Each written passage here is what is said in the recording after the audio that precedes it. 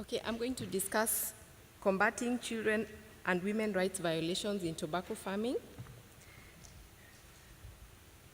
And I will begin by a general definition of human rights.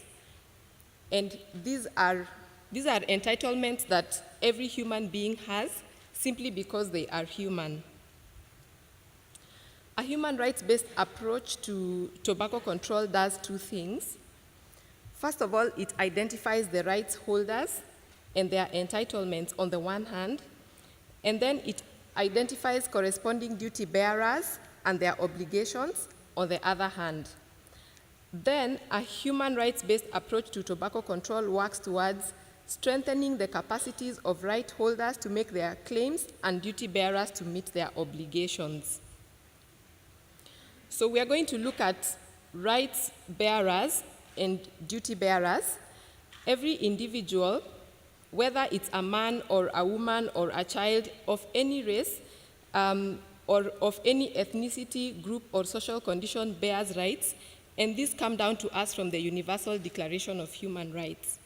And duty bearers, on the other hand, are primarily states, although individuals and private entities also have obligations to protect and respect the rights of others. How we can actualize the human rights-based approach to tobacco control? There are many ways of doing this. The first way is through adopting the FCTC directly into national law, and this is something that is done by virtue of provisions of a national constitution. Like, for example, the new constitution in Kenya provides a mechanism through which international law that has been signed and ratified by Kenya can become part of national law. The second way of actualizing the human rights-based approach to tobacco control is by using the FCTC as a basis for redrafting national law, and also by drafting enabling legislation. Like in our case in Kenya, we have the Tobacco Control Act, or by using the FCTC as a basis for interpreting and clarifying national law through cases filed with an aim to interpreting the Constitution. We are now going to look at the basis for the human rights-based approach. This is because the FCTC makes specific reference to three instruments. That is the International Covenant on Economic, Social, and Cultural Rights, CEDAW, and the CRC. And in response to increasing consumption of tobacco among women and girls worldwide, the preamble to the FCTC calls for gender-specific tobacco control strategies and also requires that women should be involved in development and implementation of tobacco control programs. Although the FCTC does not have an inbuilt mechanism for monitoring implementation, these three human rights instruments, that is the International Covenant on Economic and Social-Cultural Rights, the CRC and CEDAW, they have monitoring instruments which can be used to strengthen tobacco control. So the relevant provisions in the International Covenant on Economic and Social-Cultural Rights are in Article 7, which recognizes everyone's right to enjoy just and favorable conditions of work, which ensure in particular fair wages, decent living, and safe and healthy working conditions. The reason why this provision is relevant to tobacco control is because farmers who plant tobacco cannot realize any of these rights because of the meager pay that is given by the tobacco industry and because of the conditions under which they must work. Still looking at relevant provisions in the International Covenant on Economic and Social-Cultural Rights, state parties recognize everyone's right to an adequate standard of living for himself and his family, including adequate food, clothing, and housing. And the issue of adequate food is particularly important because tobacco farmers, especially in developing countries, do not have the opportunity to also plant food crops because the tobacco plant occupies the entire farm, which would usually be a small farm. So they have challenges in food security. And also, state parties recognize everyone's right to enjoy the highest attainable standard of physical and mental health. And because of the poisoning from the plant itself and also the chemicals which are used to keep the tobacco plant insect-free, tobacco farmers are not able to enjoy this right. In terms of monitoring implementation, the International Covenant on Economic and Social Rights has created the Committee on Economic, Social, and Cultural Rights, which was established by a resolution in 1985.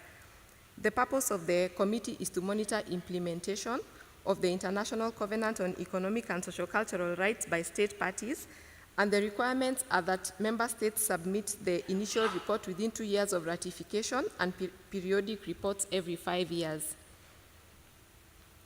The committee adopts concluding observations which summarize its main concerns and make suggestions and recommendations for governments to improve implementation. We're now going to look at the relevant provisions in CEDAW. Article 10 provides for equal rights of men and women to advance their education. And as you know, child labor is widely used in tobacco farms, especially in developing countries. So instead of children spending their time in school earning an education, they spend their time in the tobacco farms giving child labor under conditions which go against their rights. And then Article 11 provides for the right to protection of health and to safety in working conditions, including safeguarding the function of reproduction. Safeguarding the function of reproduction is especially important because of many reasons. One, that even where tobacco farmers, women farmers are expectant, the industry still expects them to continue taking care of the crop. And so this puts the women and the unborn children in danger because of the chemicals which are involved. And the other reason is because of the interaction between family planning methods and the nicotine from the crop itself. And also Article 12 provides for special protection to women during pregnancy in the types of work in types of work which have proved to be harmful to them. Article 14, still in CEDAW, recognizes the right of women to enjoy adequate living conditions, particularly in relation to housing, sanitation, electricity, and water supply, as well as transport and communications. And an assessment of the lives of tobacco farmers shows that they are not able to enjoy any of these rights because of the way that they are paid and the conditions under which they have to work. In order to monitor implementation of CEDAW, the CEDAW committee is established by Article 17 of the Convention to monitor progress in implementation, and state parties are required to make a report 1 year after ratification and then once every 4 years. Now we're going to look at relevant provisions in the Convention on Children, in the Convention on the Rights of Children, and specifically Article 24 recognizes the right of the child to enjoy the highest standard of health, and Article 27 recognizes the right of every child to a standard of living adequate for the child's development. Article 28 recognizes the right of the child to education, which should be free and compulsory. And this is particularly of concern because, especially during harvesting and planting seasons, children are withdrawn from school to work on the farms. And interviews with tobacco farmers reveal that even the tobacco industry is aware that certain tasks and that at certain times of the planting cycle, children have to leave school to come and help on the farm because the tobacco farmers are not paid enough to be able to hire extra help.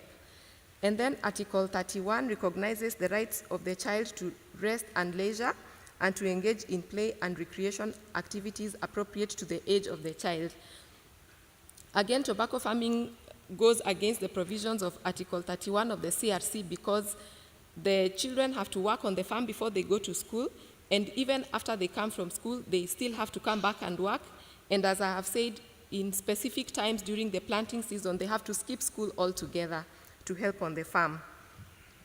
And then Article 32 recognizes the right of the child to be protected from economic exploitation, hazardous work, or that which would interfere with the child's education or harm the child's health or physical, mental, spiritual, moral, or social development.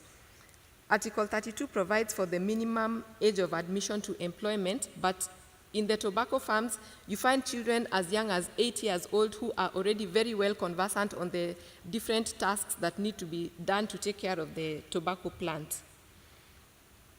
In order to monitor implementation of the CRC, Article 43 establishes the Committee on the Rights of the Child, and the initial report is submitted within 2 years of ratification and thereafter within every 5 years.